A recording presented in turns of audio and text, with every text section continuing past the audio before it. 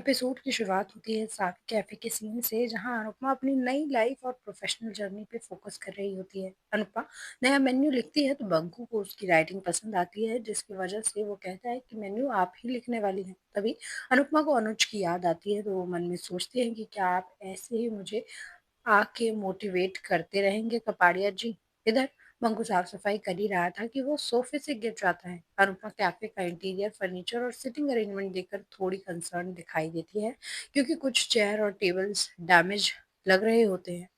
उसे लगता है कि शायद कस्टमर्स को कंफर्टेबल फील करवाना इस तरह के फर्नीचर पर मुश्किल होगा। पंकु यहाँ अनुपमा का साथ देता है। अनुपमा कहती है कि फिलहाल के लिए ये टेबल चेयर तो चेंज करना ही पड़ेगा, और ये बात हो ही रही थी कि वहां दिग्विजय आ जाता है और चेंज के नाम से ही वो गुस्सा हो जाता है और उसने मेन्यू को भी रिजेक्ट कर दिया है। कैफे की प्लानिंग के बीच दिग्विजय का सडन एंग्री आउटबर्स्ट देखकर सिचुएशन और इंटेंस हो जाती है। दिग्विजय कहता है कि साफी के कैफे को ओरिजिनल स्टाइल में ही चलाया जाएगा और कोई भी मेजर चेंजेस उसे नहीं चाहिए। वो बोलता है कि सावी ने डिजाइन और सेटअप ऑलरेडी कर रखा है, जो कि बिल्कुल परफेक्ट है और बाकी सब जैसे का तैसा ही रहेगा। माही और अंश भी एक दूसरे से बात करते हुए दिखाई देते हैं, जहां वो कल इकट्ठा किए हुए प्रूफ के बारे में बात करते हैं। अंश को लगता है कि ये प्रूफ काफी नहीं है, उन्हें और ठोस सबूत इकट्ठा करने की जरूरत है ताकि उसको घर से बाहर किया जा सके। ये कॉन्वर्सेशन सीक्रेटली चलती है, लेकिन तोशु उन्हें सुन लेता है। तोशु सोचता है कि उसने ये बात गौतम को बता दी तो गौतम उसे बहुत सारे पैसे देगा। ये सोचकर ही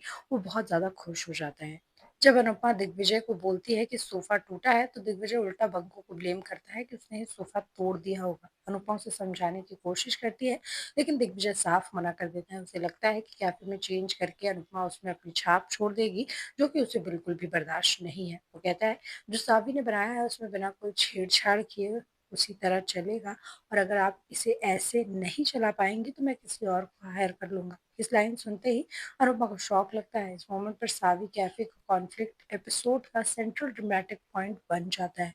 पंकु अनुपमा से पूछता है कि अब क्या करेंगे तो अनुपमा कहती है कि हमें ही दिमाग दौड़ाना पड़ेगा। इधर माही और अंश की इन्फॉर्मेशन के बदले तोशु ने गौतम से पैसे ले लिए हैं, लेकिन साथ ही वो ये भी कहता है कि तुम्हें जो करना है करो, पर मेरा नाम नहीं आना चाहिए। गौतम यहाँ तोशु को ऑफर देता है कि अगर उसने अच्छे काम किए तो उसे और भी पैसे मिलेंगे, फिलहाल के लिए तो ये बख्शीश है। अनुपमा भी इधर अपना दिमाग में लगाने में लगी है कि आखिर सब कुछ कैसे ठीक होगा।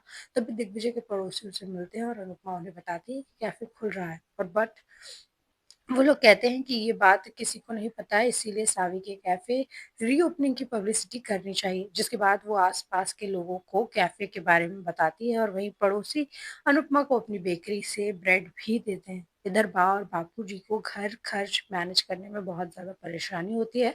तब बा कहती हैं कि तोशु और पाकी से तो मदद मांगने से रहे, लेकिन और सब मेहनत कर रहे हैं पर उतने से कुछ नहीं होगा। जिसके बाद बापूजी डिसाइड करते हैं कि वो नौकरी करेंगे, लेकिन तभी बा कहती हैं कि अगर आपको नौकरी देगा कौन।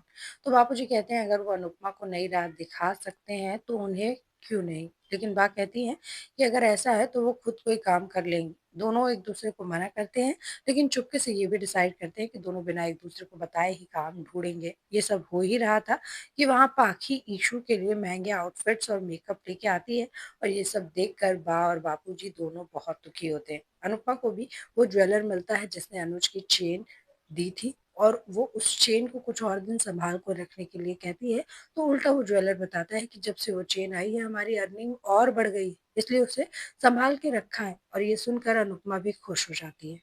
इधर कोठारी हाउस में अनिल वसुंधरा को आकर माही के अच्छे काम के बारे में बताता है। तभी गौतम आके उसे नई ब्रांड के बारे में बताता है और कहता है कि अपने ब्रांड के लिए उसने हमारा इस्तेमाल किया है, लेकिन वसुंधरा को ये तो कंफर्म है कि माही में इतनी अकल तो नहीं है, तो कौन उसे सपोर्ट कर रहा है। जहां गौतम पाखी का नाम लेता है, गौतम माही पे चोरी का इल्जाम लगाता है तो अनिल माही को टैलेंटेड बोलता है, लेकिन वसुंधरा उसका मुंह बंद करवा देती है। यहाँ पर वसुंधरा गौतम को ऑर्डर देती है कि बिना कंपनी का नाम खराब किए माही को कंपनी से बाहर निकाल दिया जाए। इधर अनुपमा और बंकू की नजर कारपेंटर पे पड़ती है तो बंकू बताता है कि एक टाइम पर वो भी ये काम किया करता था। तो अनुपमा के दिमाग में बंकू से ही काम करवाने का आइडिया आता है। अब आते हैं प्रेम और राही के सब प्लॉट पर। राही का इमोशनल स्टेट अभी भी काफी अनस्टेबल लगता है। प्रेम के आने पर राही उससे एक साथ कई सारे सवाल करती है, तो प्रेम वापस उसका लैपटॉप ओपन करके उसे काम करने के लिए कहता है और साथ ही उसे सॉरी भी बोलता है, क्योंकि उसने राही को हर्ट किया था।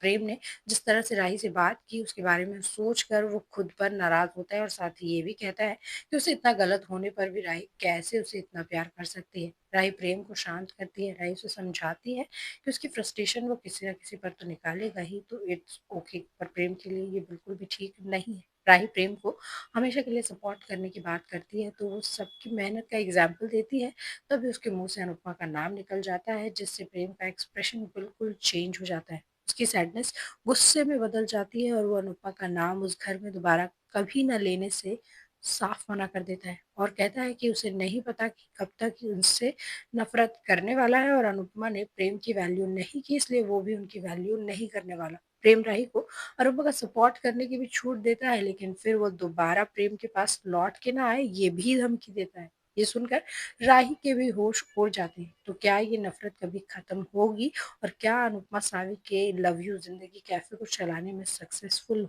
हो पाएगी?